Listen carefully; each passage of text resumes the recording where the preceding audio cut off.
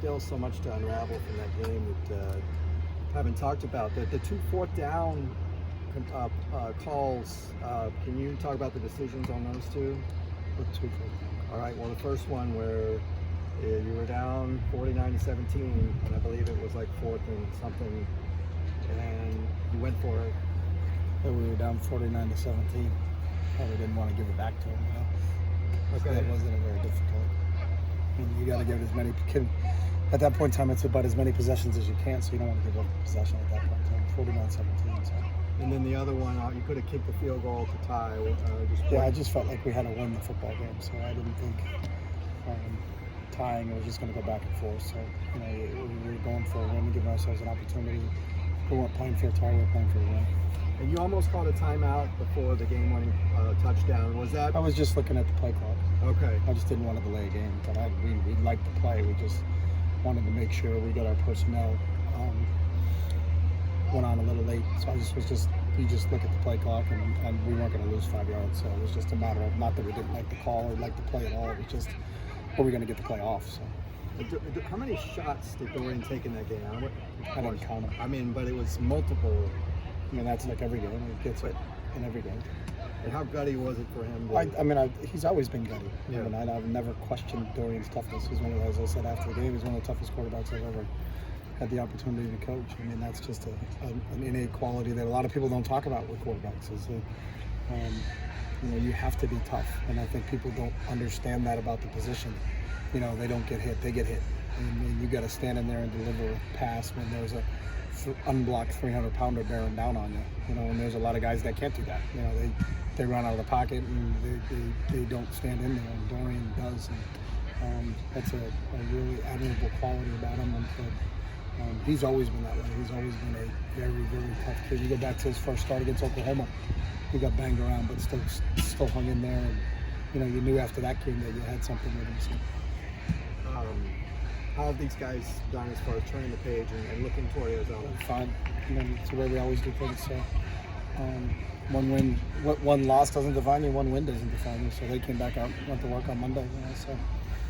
Dorian looked, like a little bit in pain during that game. How's he doing right now? Banged up. He's fine. Practice yesterday. Practice Monday. Practice Tuesday.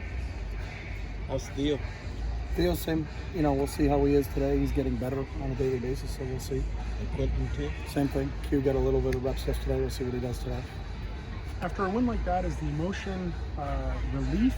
I mean, was there any amount of exhaustion after? There was just such a whirlwind. Like, how did you process in the immediate aftermath of that Just victory? like you do every game. I think we have a set way we do everything. So, you can feel really good about it for 24 hours or feel really bad about it for 24 hours. But then you have to put it behind you because you have another opponent coming up. So we have Arizona coming up, who's a very, very talented team, who's coming off an open date. You just turn their film on and get a look at what they can do, and that'll get your attention very quickly. So. And now you got Khalil Tate coming up, who's a real dual threat. How do you see having to defend him? Same thing. I think he's probably one of the most dynamic players in the country because of his ability with his arm and his legs. He's not just a runner.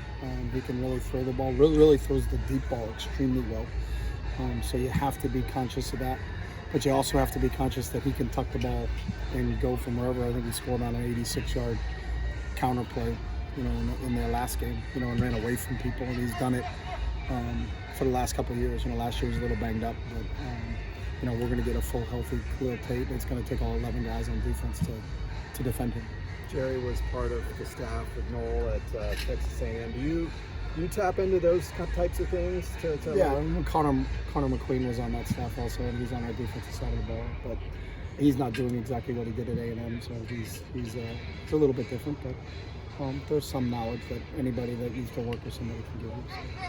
Can you talk about the young offensive line, the two freshmen, how they graded out? They're getting better. Duke got his first significant snaps. I think he played 25 on Saturday, and we were, as a coaching staff, we were impressed with him. He's very calm, really mature. As a compliment, doesn't act like a freshman. I think he's got a real good head about him. He's really just kind of plays within the play, stays within the moment, and did some really good things. So we hope to get more out of Duke. And then obviously Sean's been playing since the beginning of the year for us, and he's growing from each game. And obviously Tremendous talent, you know, and you watch his growth over time through 4 games. It's really been impressive. So it's you know, we're still working on the left side. You know, we've got some continuity on the right side with Jake and Chris, but we're still working on the left side. But we were pleased with what Duke gave us so far. You know, so we'll see how he continues to grow too. The guy who collided with the ref, is he banned from the sideline, or is he? No, it was just a mistake, just like a player makes a mistake, and we corrected it. So. Anything else? Okay, thank you, Coach. All right, guys. Thanks a lot.